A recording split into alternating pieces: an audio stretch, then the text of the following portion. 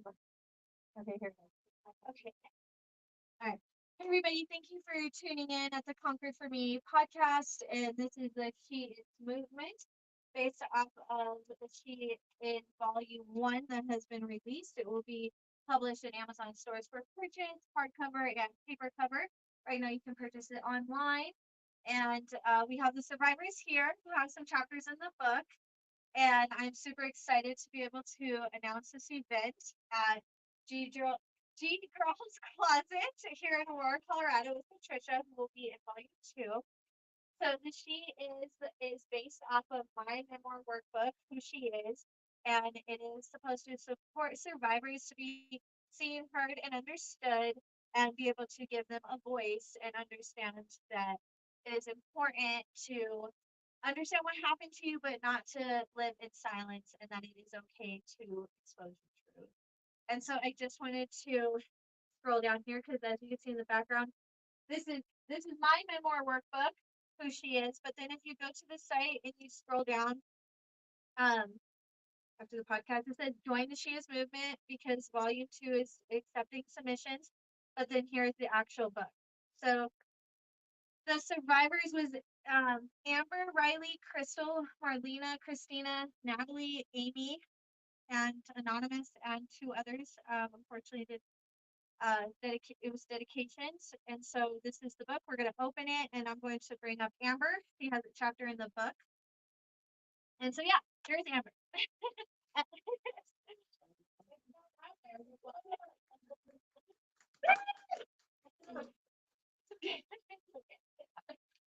It's okay. All right, so Amber has a chapter in the book. I had so loaded there you go. And this is here, and it is important. So I'm gonna skip down again here. So this book is not intended for children, by the way. So if you are watching this live, just know that it's not meaning like for the children read it. But I'm gonna go to her story real quick. So it's in the background. Amy, okay, Marlena. Sorry guys, but this is Amber. She is unapologetic.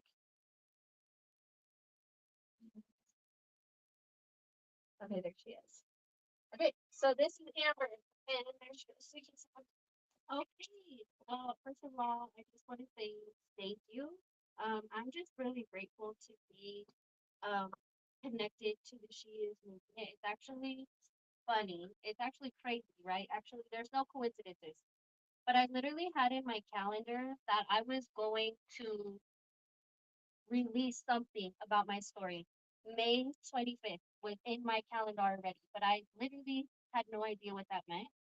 And then I just kind of got like met Lisa. She came to one of my events and she asked me if I wanted to, participate in um, telling my story. And so it was crazy how it literally aligned up that the release of the book was right, like days within the 25th, right? So I just want to say, like, thank you, first of all, for giving us the space to really tell our story because this is actually the first time that I've ever told my story like this. I've done a lot of work with survivors where, I sponsor survivors and their journeys and I create events and I create safe spaces for everyone else to tell their story, but I've never told my story, not the way that I told it in this chapter. Because it was a little more raw, emotional. It was like me really getting to like what I went through and how I overcame it and how I have like quite literally transmuted that pain into power. And so it was really powerful for me to be here and speak this and be a part of a community with so many strong women who are telling their stories and they're making a difference in our community with survivors. So yeah, that's a big part of my story. I started unapologetic in 2020 during COVID and it started out as fashion. I was making fashion masks because I didn't want to, wear like the medical mask. And I started from there doing clothing. And then it just kind of developed into this platform of me using music, art, um, dance, and just creating spaces where women can come and fully express themselves and regain their power after abuse, and knowing that there was a space for them to just be creative and express themselves in a way that they were probably shut down for probably generations. So this is really just about like this generational healing for us as women and reclaiming our power in the world right now. We are going through so much. And I think it's just super, super important for us to have the strength and to have a community of women to so that we can feel like we can reclaim our voices again. We can be unapologetic for being angry. Like it's okay that we're angry. It's okay that we're not gonna apologize for who we've been to survive, and we are sure as hell not gonna apologize for who we're becoming. And that's really what the unapologetic movement has been about. And I think it just kind of goes, hand in hand with the She Is movement. Because she is, we are, and we really are just have to be unapologetic. So I love thank you, that. Lisa. Oh, so thank you so much. Thank you so much. That was really cool. Yay, I'm so excited. All right. Okay, bear with us here, people. We are live and I'm missing another hand for my help with video footage. So we are going to set this up, and I know it's live, so whoever is watching, I'm sorry, but I have to set this back up so it like I'm gonna hold it. I just gotta like, so this thing is meant to hold it, but it like started sliding. Of course. Hello. Intermission, people. It's right by Hooters. It's like the little coffee.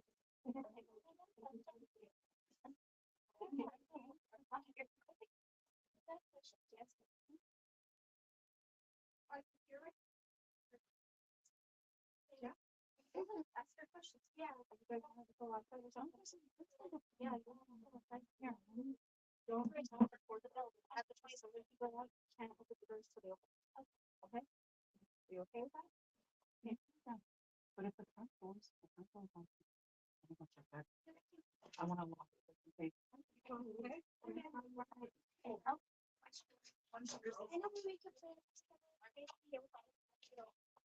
Yeah, there's no honey yet. There's one.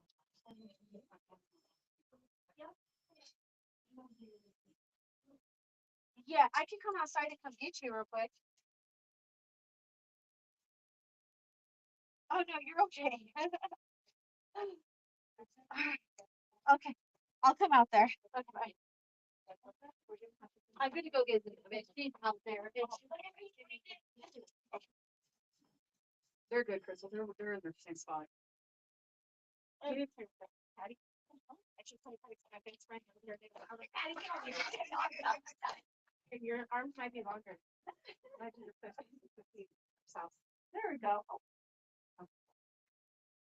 Is it a video? Yeah, there you go. That's how you do it.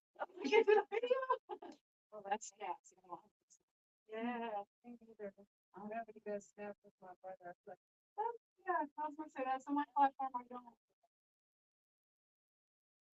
That's what I got. It's a legal thing. You see TikTok. Alright, that's a new platform. I'm just now going down that rabbit hole. There's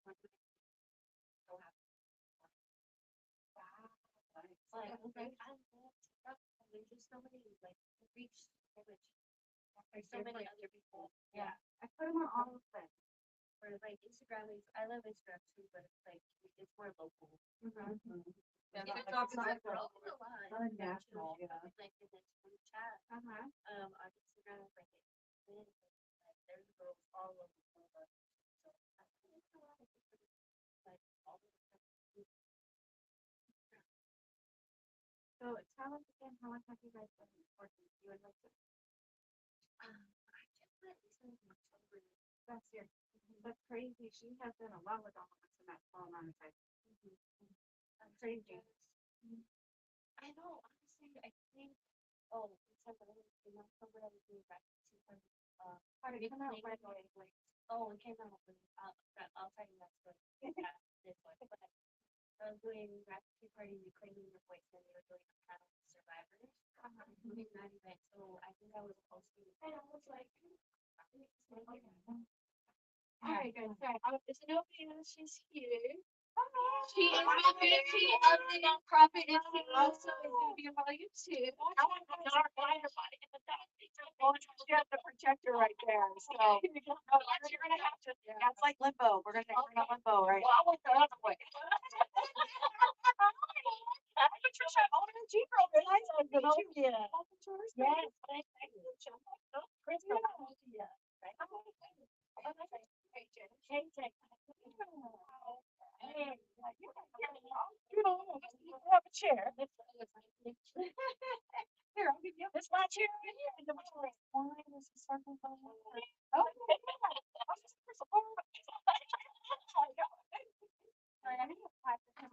Oh, my hands are dirty. Let me try my phone. Yeah, no, welcome up, and then I'll give you a tour later once we're done. Yes.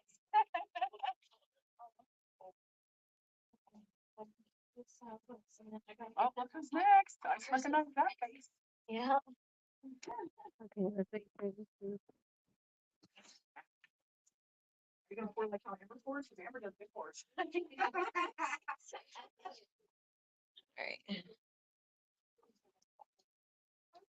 There has to be a way I can do this.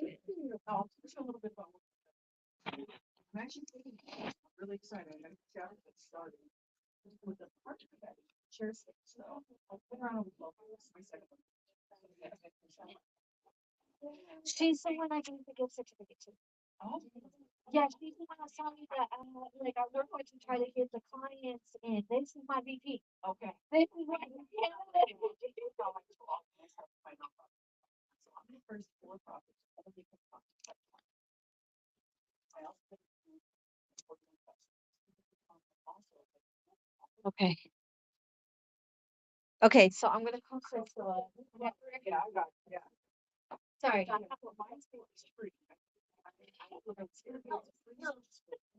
Okay. Right, so we're back. And so that was Amber. Thank you guys for your patience. I am now going to introduce Crystal with Mile High Boston. She has been running the Mile High with her marketing, networking, and also she has a cleaning business. And I'm super thankful to have met her. Actually, I met her right after I met Amber, and it was kind of like domino effect. So she has a chapter in the book, and this is Crystal.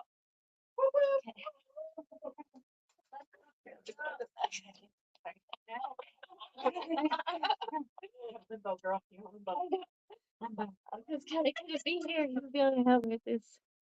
Okay. There you go. Yeah. There you go. Hey everyone. Good evening. Happy Friday, ladies. Yeah. First and foremost, I have to give a huge shout out to Lisa Aragon for putting this whole thing together, you guys. You know what? God works in mysterious ways, and I believe that, she was put on this journey in front of us for a reason.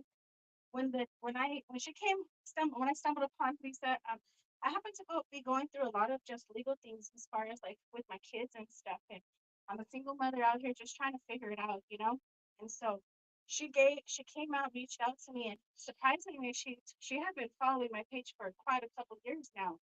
And so it just happened to be like a coincidence that, she was placed in my life because I was just trying to figure it out, not knowing a whole lot about the legal system. And, she stepped in and was like, girl, I can help you so much. And I started pouring out my story to her, and she was like telling me that she'd been writing this book. And so happened to be, she is a movement around the same time that I was healing. I was just trying to figure life out, and this was my voice that I've been, keeping to myself because we don't want to be vulnerable sometimes. We're not sure who we could be vulnerable with. Yeah. And so, she extended her, not only her like listening ear, but a friendship, and which a lot of people like they come and go, but you really felt that connection with her. And you know what? She made it easy to open up and talk about things that might have happened in the past. And you know what? This was the first time I've actually spoken about, my real story to people because, you know, a lot of us like to put out like, everything's okay, but everybody has another life once that camera goes down. You know what I'm saying? And so I want everybody, those women out there, to know that you guys are not alone, and that there are a lot of people out there that can relate to you guys and that are here to support you. And everybody in this room right now, we're here to support one another. And just forget that, sometimes life does get hard and we get stuck in our heads. But you know what? Keep picking that phone up and calling the people that matter and that they're going to show up for you in your lives. And you know who they are, and we're here for you guys. So, in this chapter, my title is called Turning Pain into Power. And basically it's just that, like, I took accountability for, everything that happened in the past. And now I'm ready to speak about it and let people hear my side of the story. Everybody else got their turn, and now it's my time to shine and let people know, like, you know what, there's two sides to every story. And you know what, I did get put through the ringer, but that isn't gonna stop me as a mom. It's not gonna stop me as a business owner. Nobody's gonna stop my story until I decide I want it to stop. Yes. And so, overcoming those, things that we had to come in the past, you know what, um, being in these relationships showed me that I was worth something, because they wouldn't be fighting so hard to remind me that I wasn't. You know what I'm saying? People don't attack people that are not nobodies. They attack people that are shining, that are gonna keep fighting. Yes. They don't, and they want you to not know your worth, but you've been worth it, and that's why they keep fighting so hard to pull you back. But we're here together, and I want you guys to know that, I am a friend. I'm a great listener. I'm here to be a support to the community for you ladies and to be an inspiration, because we've all been there. Yeah. Everybody has went through something in their life that has brought them to where they're at right now. And this is a journey, this is a testimony, and I'm glad that we're able to share it here with the rest of you guys. We started working on this book. Shoot, I met you like about last year, and we've been doing little sections at a time. Honestly, this has kind of been like therapy for me, because I don't really, like I said, confide into a whole lot of people with some of these things that I kept close to me. So, uh, I It's just a chapter. We got whole yeah, chapters it's to just go, a girl. chapter, and I'm still like there's so much more to add to it, and I'm not in a rush, because this has been my therapy with her, and she's allowing me to finally heal and to let go, because I have held on to it so long. And I'm ready to blossom, and I'm ready to just put it out there. And you know what? What bad can happen from it besides moving on and moving forward, right? Yes. So with that being Awesome. said, ladies, thank you so much for this opportunity, Lisa, because you know what, you don't find so many people, friends, business partners that are gonna pour into you and bring the best out of you. And I can't wait to see where 2026 goes. We Yeah. have so much more to come. Is there anything that I didn't? No, you got it, girl. Shoot, check out Mile High Bosses and her cleaning company. She's Yeah. she's got it. Um, keep chasing your dreams.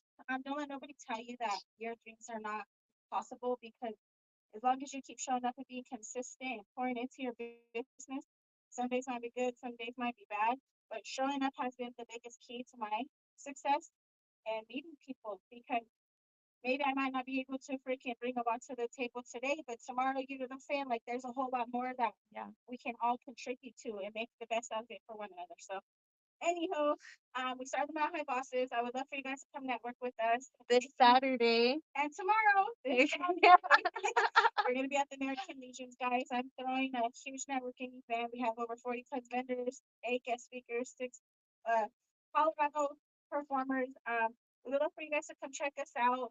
Again, you guys, networking is your biggest key. Come out Yeah. and show up. Come Yeah. with your business cards, and we'll be there to support you along the way. Yeah. Thank you so much, Crystal. Okay. So this is also I'm gonna do you too, like how you up there. I just okay, hopefully it'll stay there. The last time it fell, so that's why I was like, I don't know. It was okay. Kelly should have been. He should have been. You would have been Kelly. Yeah, I know. I want to introduce you too. Okay. So I'm gonna go over here to this lady. Oh, that was Kelly. Oh, yeah. The other lady was with purple. Oh, that's my therapist. Was she in the book? Mackenzie, so she wants to be in volume two. He wants to be in volume two. Like I said, I was getting confused. Yeah, no, okay. Yeah, it's okay. All right. Yeah, yeah, I met him. She came to my graduation thing. Yeah. All right, so I do want to introduce Patricia for letting. Um, so I do want to introduce Patricia. So I had met her through Crystal, and like I said, like she said, and I've said too, the universe really does eventually bring your people to where you're like at. It just really takes you getting out of that isolation, takes you getting out of your head, and really understanding that it's gonna be okay. You just got to take a chance sometimes, as hard as it is, especially when you come from a background of constantly being screwed over or being let down or being stabbed in the back. And so when I had met Crystal after I met Amber, I felt like I said earlier, it was domino effect. So then Crystal introduced me to Patricia, and little did I know that she had quite a story as well. And it really just blew my mind and inspired me because I had said also in her podcast when we recorded some of her story, which I was so thankful to be able to get that opportunity, that I look up to individuals like her because I'm always have an open mind to learn more. And that where I'm at today, I hope to be kind of where she is. Like she has a successful space. She's giving back. She's literally walking in her mission purpose, and she's helping others like me, like Crystal, like Amber, other survivors. She's partnering with DV shelters to be able to have a voice and be able to have a space. And so I'm very thankful for that. And I'm going to bring her up here to introduce herself, to talk about what she does in the community, and to talk about how also she's a partner with Conquer for Me Limited. So when you go and you need help, or and then you say you need clothes, so you can go to her site and purchase. So yeah, I'm gonna go ahead and bring her up. It's Patricia with Gigi's Closet. You can also check out her story on my podcast, Conquer for Me Limited.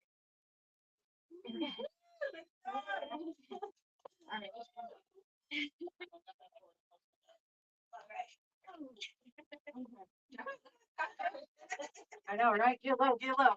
Good knees, girls, good knees. Okay, so I am Patricia, I'm owner of G Girls Closet. Yeah, no, I'm excited to actually kind of be in the second chapter. I tried to tell my story a long time ago, and then I kind of just stopped the mission there of my book because I was in the mission of building the business. But yeah, I'm excited to really get the story out as far as that. And then I think when it comes to G Girls is I created a space that allows anybody from all walks of life of women to be able to come in. You can even just volunteer for an hour and you walk out with an outfit. So it's kind of like your dress for success kind of thing, just more on the for-profit scale instead of the nonprofit scale. And what I also love about what we've created here is that this whole place has become a destination of education. So it's beyond clothing, it's education, it's learning, it's collaborating, it's bringing women together to be able to have a free space to be able to amplify their voices, whatever tracks they're going through. What I do love though too is that we do kick back 20% of those proceeds of any events that are done to that business that's in the house. So if women are wanting to, collaborate on their own, we can get really creative there. But yeah, no, I always will say this.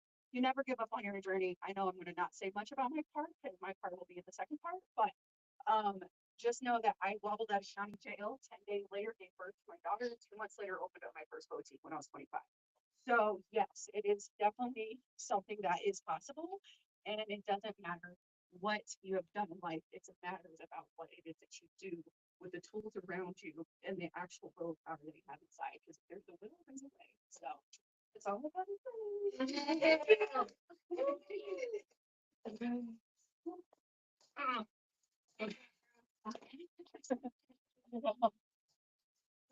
Okay, and so with that being said, there were some other survivors chapters that they didn't get to make it today, but eventually we're gonna have another event. This was just like the kickoff, and obviously thank whoever's watching right now. Thank you so much for the patience and staying tuned in because seriously, it means the world. But I wanted to kind of touch just a little bit. So right now, the Who She Is memoir workbook, you can get that on Amazon. The She Is Volume 1, you can get that through the website. It's going to be on Amazon in an official week because I'm touching up some last bits of chapters for Survivors to make sure before it's actually launched on the shelves and stuff that it's how they want it. But I wanted to explain to you because volume 1 is already out and volume 2 is about to be out next week as well, that this book, the memoir workbook, is not just a biography. That is who she was. This book is a workbook. If you are in a domestic violence relationship, if you're in a toxic relationship, if maybe you're just in a situation you don't really know what it is, this book is what's going to help you understand that. And this book is also going to help you if you had just escaped a domestic violence relationship to understand how to recover and try to just not be stuck in the healing.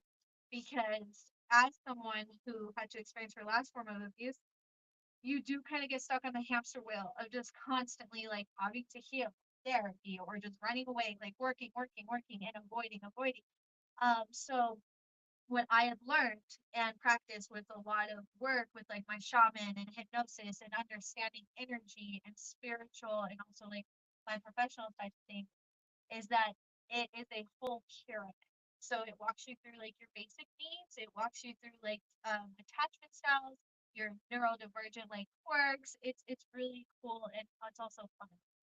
It's not something that is also meant to be read lightly. You're going to be triggered in this book because same thing with the She Is volume because there are some. That's why it's not meant for children. it is very raw, like the survivor said. It's nothing censored. There are some things redacted due to unfortunate survivors not making it. Kelly Williams couldn't be here today, but one of her daughter was murdered due to domestic violence. She has a whole page in there, more than a page about her daughter that she's been fighting for justice. Domestic violence is something that I had seen growing up, and it was really desensitized, normalized, and then what I had to experience was the last form of it, which was not the same. And so it took years to really understand what it was. And for anybody who's listening, uh, just understand that it's okay to be afraid, but what is something that you're doing if you're staying in this to think that you're saving your family or it's going to get better, you are risking your chance of losing your life. And I say this because I have helped so many survivors that are missing or like some of the chapters we hear because they're not here anymore.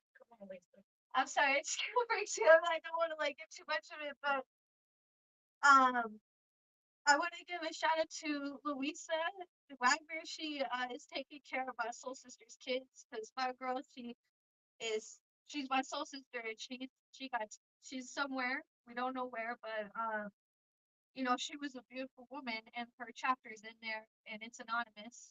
And it's pretty much through the words of when she was not on the streets and when she wasn't missing about how she wanted to escape what we were used to. And we would always say, like, it's normal, like, this will do this, like, you get with your girls and you're like, oh, you think it's like a joke, like him knocking you upside your head or like getting all frustrated and shit. Um, it's the very first chapter and it's very intense, but it's very true. My girl, she was a beautiful soul and she still is, and she's still out there somewhere. But this fool really took her life to the point to where she gave up entirely, to where she lost her kids. And Louisa fights for her every day. Her kids fight for her every day. They just graduated. They're beautiful. But this is a huge thing. Your children's children, your children today, if they are witnessing you being disrespected in a form to where you are questioning yourself, it deteriorates their perspective of how they approach relationships, their day to day. So the She Is movement is about she is seen, heard, and understood. And I know it says she is, but this is also humanity's hope. Because a lot of the times people desensitize it as, oh, it's no big deal. I'm used to it. But it's something you should not be used to. And so, reading these books, if you just any part of these stories that you've heard from Amber, from Crystal, from Patricia, and moving forward on our events, you can relate in any way. Just reach out just really try to reach out because it's a whole community on the other side, and you do not have to be in silence because it is beautiful. We are sitting here. We're in a beautiful boutique, and we are here today to tell our story, to tell you all that it is okay, that it's going to be okay. So I want to thank you all for listening and tuning in. And Zenobia, I want to introduce you real quick.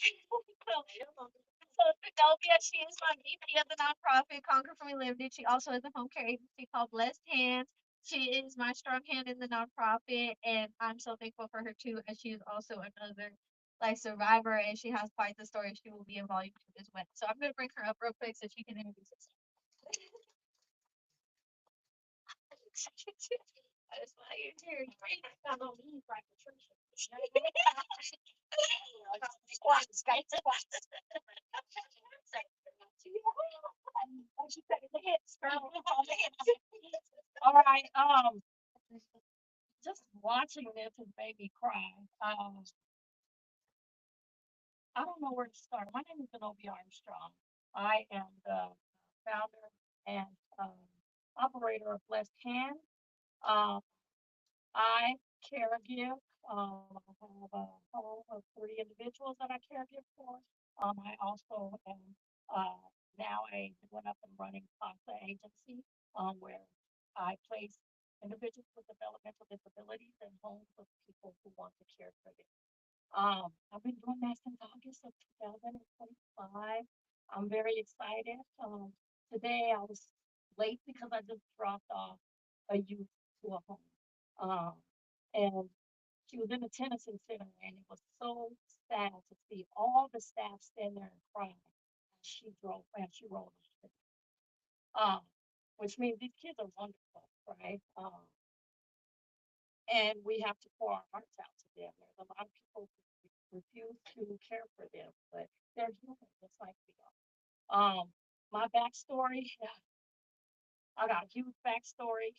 Here's something on the podcast. Ooh, yes, you will see some of it on the podcast. Right now, it's hard for me to tell my story because I'm still going through a trial for my son's murder in 2023 of May. Um, it's been so prolonged.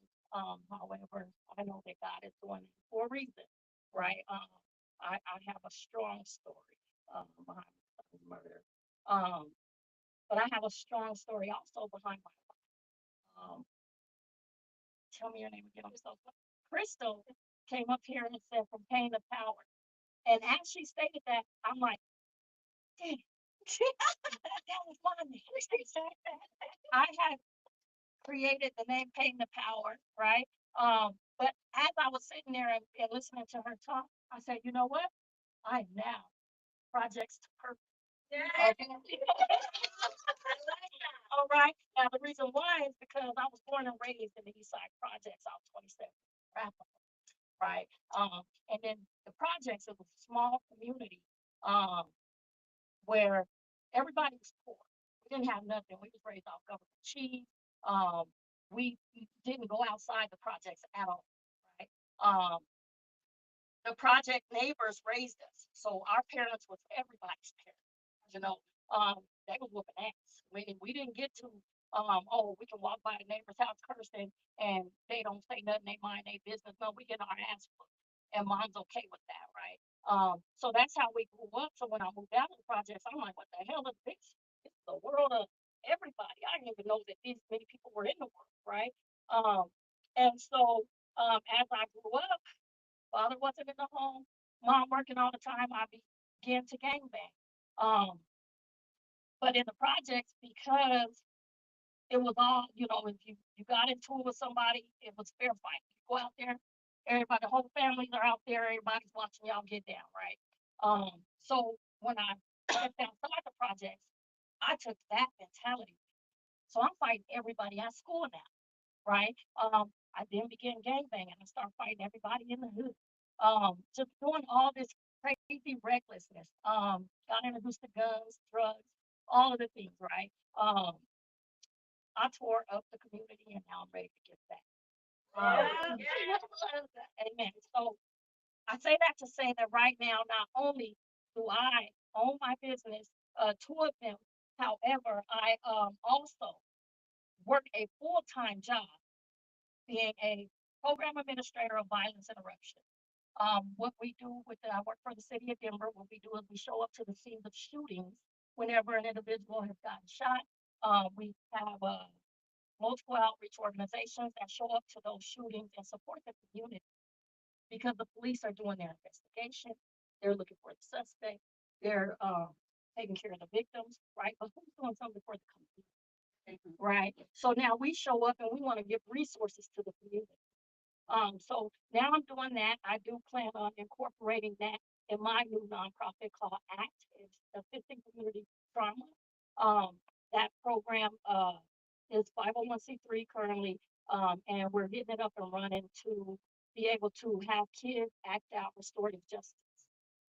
Restorative justice is where you have one individual who there's food at home. I mean, there's no food at home, and he's taking care of his sisters, and mom is gone on drugs or whatever. Food stamps are gone. She done sold them, right? Now you got this little boy who want to take care of his sister because he's a man in the house, and so he's like, man, my sisters are hungry. What do I do? He goes over to that King Supers around the corner, and he steals out of it, and he's trying to, and he's putting stuff in his backpack, right? But you got the security guard that's walking around watching him. And now he's scared because he knows the security guard sees what he's doing. So he takes that stuff out of his backpack and he walks out. He's like, Dad, I could have did that, but I got to feed my sister. So he gets outside and he sees an old lady walking into the store with a purse on her shoulder. He snatches that purse and he takes off running, right? As he snatches that purse, meanwhile, she's falling to the ground. He don't realize that he just hurt this woman and broke her shoulder, right? He takes off running. He goes home. He gets $20 out of that purse. Throws the purse in the trash can. The police catch up to him about an hour later. He took the food back to his sisters. They catch up to him about an hour later, and he's arrested. Right. While he's arrested, what restorative justice is now, in order for him to be able to get a diversion program, because the understanding of what he did and why he did it, right, is there. So now he goes to this restorative justice program where he has to face the victim. He has to face this old lady he just did that to. Now she gets to tell him how that impacted her and her family, right? And so she's telling him, look, when I was walking to that store that day, all I had was $20 in my purse, and my grandkids were sitting there at home hungry because their mother is on drugs, right? And so when you broke my shoulder, I had to pay extra medical bills, and these are the things that happened to me. This kid didn't know that. Yeah. All he knew was I had to go feed my sisters, right, who were there hungry, and I had to be the man of that house. And so now he's able to see the other side of what he caught. Okay, which the reason why I chose restorative justice plays as a prevention for youth and adults to see, because none of us, whether youth or adult, look at the other side before we make a decision. Yeah. And so I say that to say I don't want to take up the time because I've talked all day. But yeah, I say that to say that's who I am. That's who she is. Yeah. Okay. I appreciate the time. All right. Thank you. Yeah, that was good. All right, so hearing that, she Hecker reminded me of how I'm gonna end this. So the She Is movement is only a second modality of what I had originally started, which is Conquered for Me. And she was speaking about addiction and stuff. So Conquered for Me started in 2019. It was a brand about recovery, as I am a recovered addict 10 years now. And I had started it just because I got sick and tired of hearing everybody tell me if it wasn't for me or you want to be doing this if it wasn't for what I had offered you and all sorts of. So I just kept thinking like, man, I'm doing this because I gotta impress. I gotta make sure I make my parents happy. I gotta make sure that I don't end up back in jail or I don't have my baby in jail. Um, so anyways, I created Conquered for Me in 2019 during what I thought was a happy ending. And so it was going good. And then Conquered for Me Limited, which is bridging the gap between abuse and addiction in 2024 March, came after I had experienced that last form of abuse when I was in full recovery. I'd already been recovered for about 4 or 5 years. And then literally, I had been right back to where I was when I had just started recovery. Except this time, I had a newborn baby and I had another older son. Both of them, one of them was neurodivergent. I already knew that. And then the other one, I was struggling severely with feeding. And so the point of it was is that I was being questioned as something was wrong with me, even though a crime happened to me. And I had already been working in rehabs, doing all the things. I had been sober, but I was being looked at as if something was wrong with me, like I had done something wrong. So I was sitting in the courts, and the person who had done this crime to me was able to get off free. And so I had created this because I realized that this was a huge gray area that was happening to individuals in recovery, to individuals that were also having disabilities. And so then as I got more into legislative, I understood that it's bridging the gap between abuse, addiction, and systems. So not only do these books go into the shelters, they go into, just the whole community to understand that you're not alone, but it gives back to the work that I do with the nonprofit, which is education, awareness, advocacy, and with Zenobia, because she has her home care agency. So I support with what I can with clients because I'm also a DSP and also like the coaching and stuff because majority of DV survivors also have a disability. And the biggest thing with surviving the systems and also abuse and addiction is unfortunately you do end up getting a, a, a disability. As a survivor of CPTSD, which I talk about in this book, it is considered a disability because it is something that impacts your whole life. So yeah, I just had to wrap that up. You can check out conqueredformelimited.org and you can also check out the She Is movement on Facebook. Crystal, my bosses will be networking tomorrow in Westminster. She will speak it again. and yeah, she'll be speaking again. And then oh yeah, I'll be there again. Anyways, and then on the 6th, we'll be at the Vanishing West Ciders with our first fundraising event with Conquer for Me Limited. You get a free cider and a flight. If you bring a friend, you'll be able to come see what we do, what we're trying to do, and where we're moving towards the capital to enforce the bills that were just passed.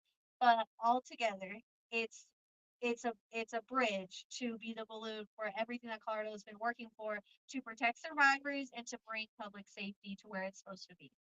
So thank you all for listening, and I hope you guys have a great evening, and I appreciate it all. Thank you.